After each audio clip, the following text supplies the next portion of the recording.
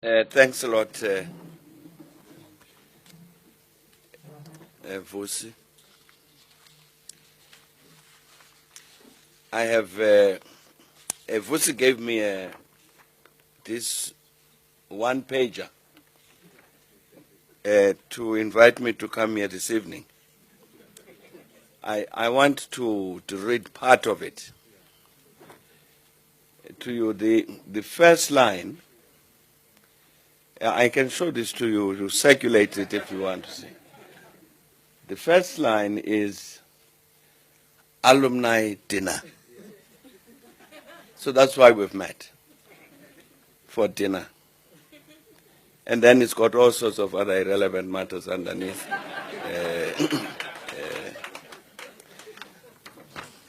So I think the sooner we get to the dinner, the better. But let me say congratulations indeed to everybody for the initiative to set up this alumni forum. It is indeed, I think, a very, very important initiative. I think for the reasons which all three of our speakers have indicated. Also, I'd like to say best wishes to the interim committee, the chair and everybody else. I will come back to what I think is one particular challenge that you're going to face tomorrow with regard to the tasks that you have to carry out. But I would like to hope that especially the interim committee, but other members of the forum, would have listened carefully to what Professor Parking, Obenewa, and Gareth said, because I think basically all three of them conveyed one message. In one form or another, what Obenewa said just now about daring to invent the future, and Gareth was saying something about impatience with the status quo, and indeed Professor Parking said, we have empowered you, given you the confidence, the wisdom, the knowledge to be able indeed to change Africa for the better. I do hope that all of us have listened to all of that. And in the end, what has got to come out of the meetings tomorrow, Gareth was saying that they are continuing the discussions tomorrow, is some program of action. What, in terms of being these instruments of change, of changing this reality with which we are impatient, the status quo, which we don't accept, of being inventing this future. What is practical? What is it practically that we'll have to do? I think that's a particular challenge. I don't know what you people are going to decide. But let me tell you a story. I've been in the last 3-4 weeks, I've been in 4 major cities in the world. I was in Beijing, and then London, then Lagos, and Abuja. In Beijing, we went there for a very interesting discussion at the invitation of the Communist Party of China. You know, the Communist Party of China invited us and other people from around the world to discuss an important issue. It was a bit startling for us as Africans. They wanted us to discuss the issue of corruption in ruling parties. Now, this is a ruling party of China. And they said, let us meet to discuss this matter of corruption in ruling parties. And we, the Chinese, are going to tell you about corruption in our party. And they did. They brought all sorts of people to explain what was happening with this corruption and its impact in terms of political governance, in terms of economic developments, in terms of everything. It was a fascinating discussion. And indeed, and as I say, the topic was corruption in the ruling party. Now, none of us, certainly the Africans who were there, we didn't talk about that as far as our ruling parties are concerned. We're quite happy to comment on what the Chinese Communist Party is.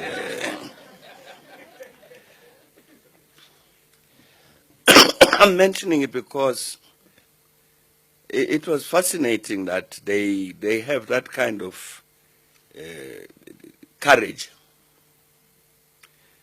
to look at themselves and to say, but here is a problem which is impacting negatively on everything that we're trying to do in China, and therefore we must address it openly. They even brought members of the judiciary there because they explained what the party itself is doing to fight corruption in its ranks, but how the state, also the courts, the police, and so on, interact with that to ensure that the state system is not intimidated by the fact of the ruling party to say that this is a member of the Politburo and whatever, and therefore they are untouchable. But for the party to be saying to the state organs, if we, the Communist Party, are fighting this thing against our own membership, the responsibility of the state are according to the law. And you can't say, because these are people who are high in the party and government and so on, are therefore untouchable. Now, I don't know if this is going to be part of your program of action tomorrow. Because indeed, that is an important challenge on our continent. I think if we look around throughout the continent, it really will be very difficult to find a ruling party that has no corruption in it. I think it would be extremely difficult. I'd challenge everybody. Obenewa was challenging people to raise their hands. I'd ask anybody to tell me one ruling party on the continent that's not touched by corruption. And I know there's no hand that's going to go up. It's an important challenge because of its impact. It's bad in itself, but it has an impact on all of these things we're trying to do. This invention of the future and then this change of the status quo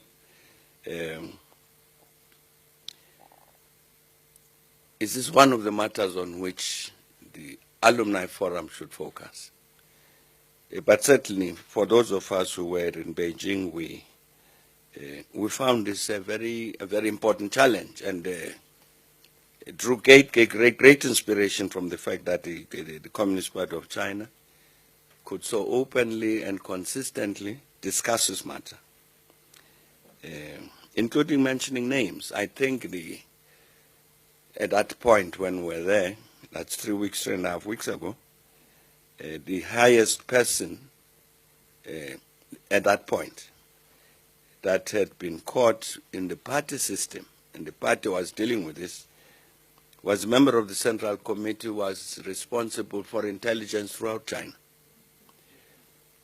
And so they were saying this person involved in corruption in the following way, and therefore the party must take whatever disciplinary action it does, and later the state organs would also take their own actions.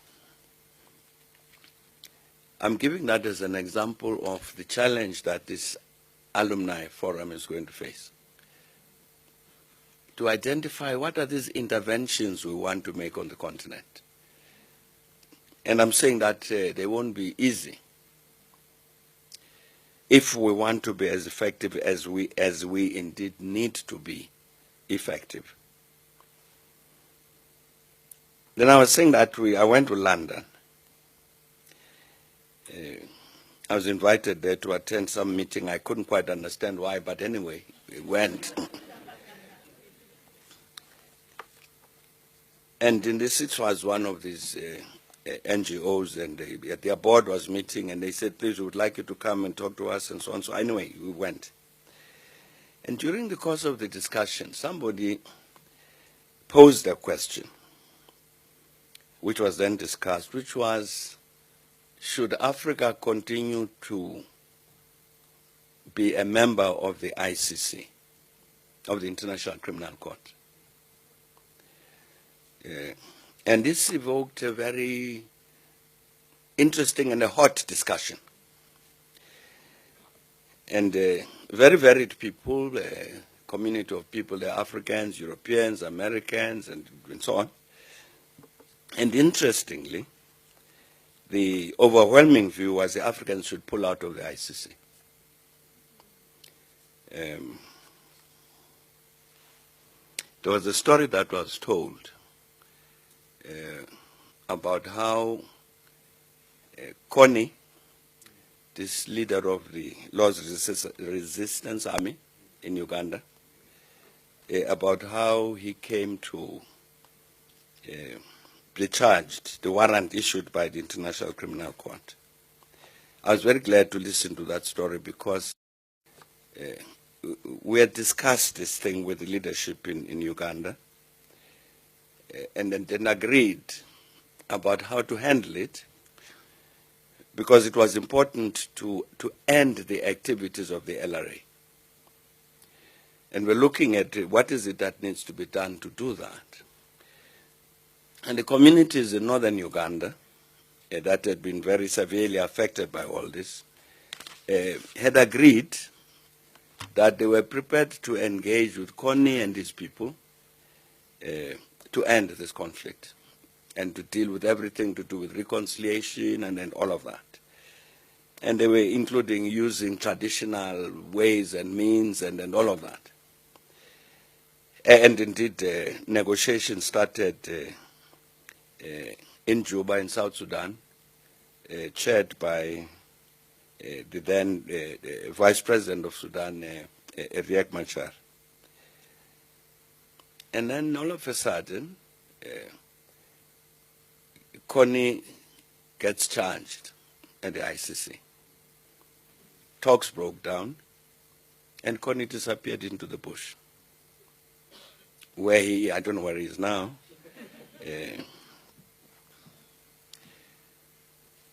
And so it puzzled me how this thing had happened. Because it's not only the government of Uganda, but the population that had been directly affected by this understood what it is that needed to be done to solve this problem. But at this meeting in London, I then discovered that it was actually a decision taken in Washington.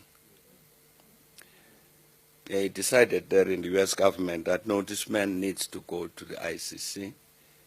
And that's how Connie ends up where he is. I spoke there about President Gbagbo of Cote d'Ivoire,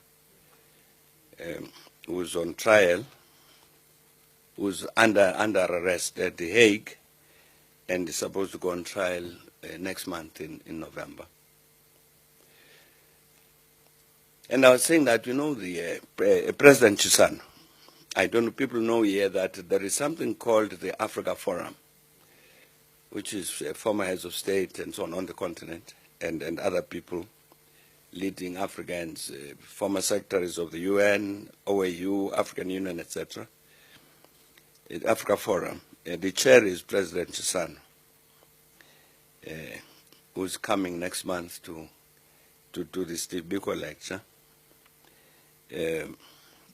He's written a letter on behalf of the forum to the prosecutor at the International Criminal Court,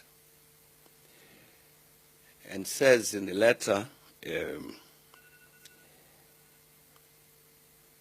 we as Africans believe that President Gbagbo is critically important for the future of Cote d'Ivoire, for Peace and Reconciliation in Cote d'Ivoire. And that if that matter is not addressed of peace and reconciliation in Cote d'Ivoire, then Cote d'Ivoire is bound to have the civil war resume. So here we have a choice. You know what's happened there with the Gbagbo case. They've got what is called a pre-trial court.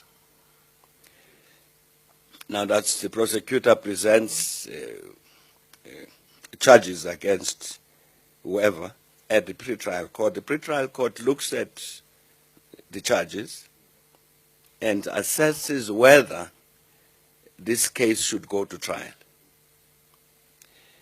So where the prosecutor presented her evidence to the pre-trial court, this was, I think, 2013, if I remember well.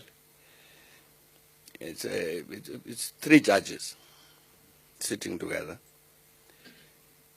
And 2 of the judges say, Madam Prosecutor, you have no case against President Gbagbo. One of the judges says, no, she has a case. But 2 say no. Now, instead of, I don't know how many lawyers there are here, but instead of saying, which is what I think a judge should have done in those circumstances, therefore, President Gbagbo is found not guilty and released. No, they instead say, we give you 9 months to prepare better charges, so that, and in the meantime, we'll keep him detained, which they did. And then she comes back to the court earlier this year, pre-trial court. One of the judges, 2 of the judges say, you now got something which looks like a case. One of the judges says, you still don't have. But anyway, the majority say, no, let the matter go on trial. So that's why he will then appear on trial next month. But President Chisano is saying, but look, even the pre-trial court is very doubtful about the substance of this case. In the meantime, by keeping this man at The Hague, you are denying us, the Ivorians first of all, but the rest of the continent, the possibility to address this very important issue of peace and reconciliation in Cote d'Ivoire in order to avoid a civil war that's going to be very destructive. So anyway, there we are. I don't know whether the prosecutor has responded to President Chisano. But so the question arises, should Africa belong to the ICC? That's how the matter gets raised in London. Because this is our actual practical experience. I'm saying in the case of Kony, they were negotiating a resolution to this conflict that had taken so many lives, not only in Uganda, but also in that region. And we're going to find a solution. And then somebody said, no, off to The Hague. And the matter collapsed. And there's President Gbagbo at The Hague. And the threat that faces us in Cote d'Ivoire is a resumption of civil war, which is going to claim the lives of hundreds of thousands of people. Should Africans continue to be in the ICC? The committee will have to see whether this is a matter on which it should act. It is important because this issue about justice and peace, how do you deal with this challenge? Given the amount of violence and the fighting and the conflicts and so on the continent, this issue, justice and peace, is very much part of our challenges. How do we answer it? And then I was saying that I then went to Lagos and Abuja. And the reason I went to Lagos is because I was invited by the Manufacturers Association of Nigeria. Manufacturers Association of Nigeria is quite an old organization. It's 41 years old. It's actually more than 41. but they were meeting now at the 43rd annual general meeting of the association. So they had asked me to come and speak there. Now, one of the interesting things is that, so they say we must speak about manufacturing. It's a manufacturers association. Speak about manufacturing, what are the challenges, what needs to be done, and all of that. Because we don't want to continue to be the exporters of raw material and raw materials and so on. So, all right, so now I've got to appear among these Nigerians as though I know something about the issue. So I have to do a bit of studying. So what I get to understand, you know, Nigeria got its independence in 1960. Every single government there, whether military or civilian, every single government since then has had an industrialization policy. Every single one of them. And the Manufacturers Association said to me, please, can you come and talk to us to talk about this thing? Why have we failed? What is it that needs to be done? What needs to happen? So that's what we're talking about in Nigeria. And really very interesting to look at this. It's not as though our leadership on the continent has not been conscious of the challenge, of the need for this fundamental transformation of our economies, away from being producers and exporters of raw materials, transformation of the economy, modernization, industrialization, and so on. We've known this all the time and tried to do something. But I'm saying that last week the Nigerian manufacturers were saying to me, we have not succeeded. 55 years later, I met with President Buhari.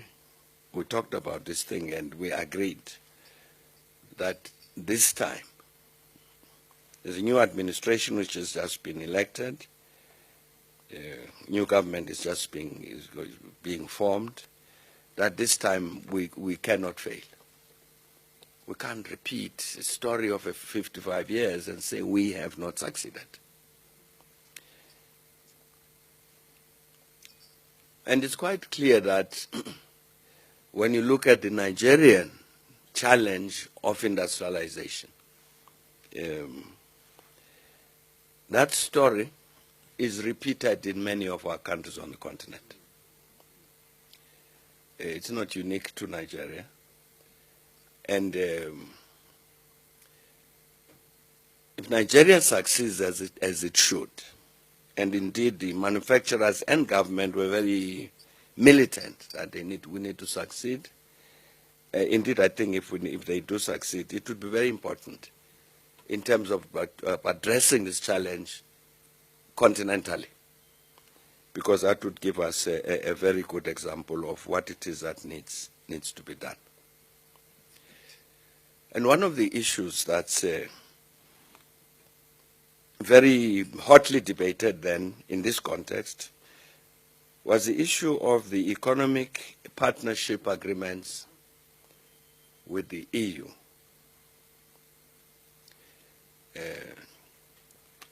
The Manufacturers Association of Nigeria militantly hostile to these economic partnership agreements. No, no, no.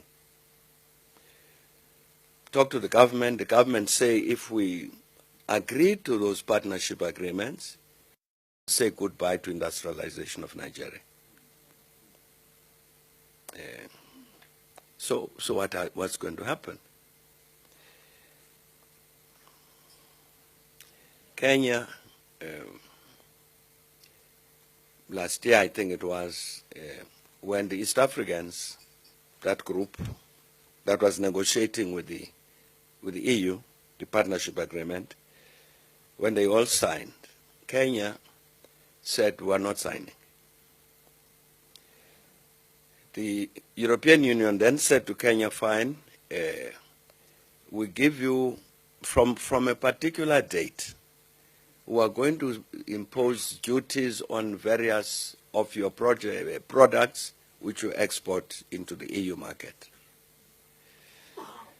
Within 2 weeks, Kenya signed. And the Nigerians were telling me that in their region, they're the first 2 countries to sign the economic partnership agreements were Cote d'Ivoire and Ghana. In that instance, because the EU said to both countries, if you don't sign, we are going to impose duties on your cocoa. And they signed. I'm mentioning that to say I don't know what Nigerians are going to do. They are very hostile to this, and understandably, quite correctly. Quite correctly, because the industrialization that needs to take place needs protection. You can't say we're building reciprocal economic relations between us and the EU. Not today. The imbalance in terms of strength and capacity is too big. It can't be reciprocal. Though the Europeans do say, no, we'll phase it in over a period of 10 years. It's like over the next 10 years, they are going to stand still while we catch up with them. But in the next 10 years, they are going to be moving forward. We might move forward ourselves, but will the gap close? Now, interim committee.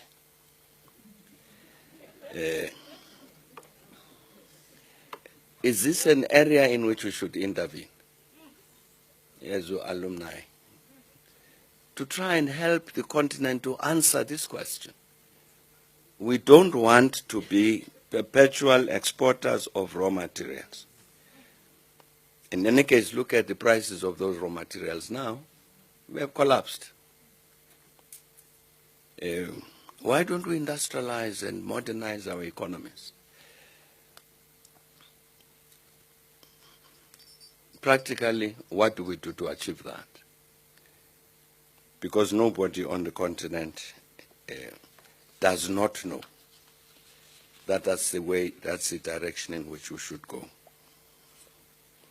So I'm therefore saying I think the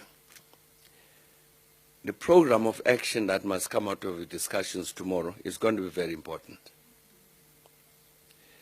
To say what are these matters on which we must focus practically.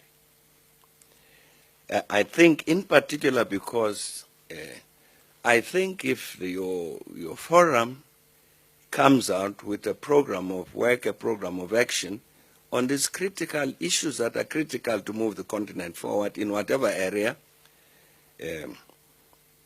whether it's issues of political governance, as were addressed in terms of discussing corruption in the ruling parties in China, whether it's a matter about issues of peace and stability and all that, as we just discussed in London, or these issues about socio-economic transformation and so on, as we're discussing in Lagos and Abuja,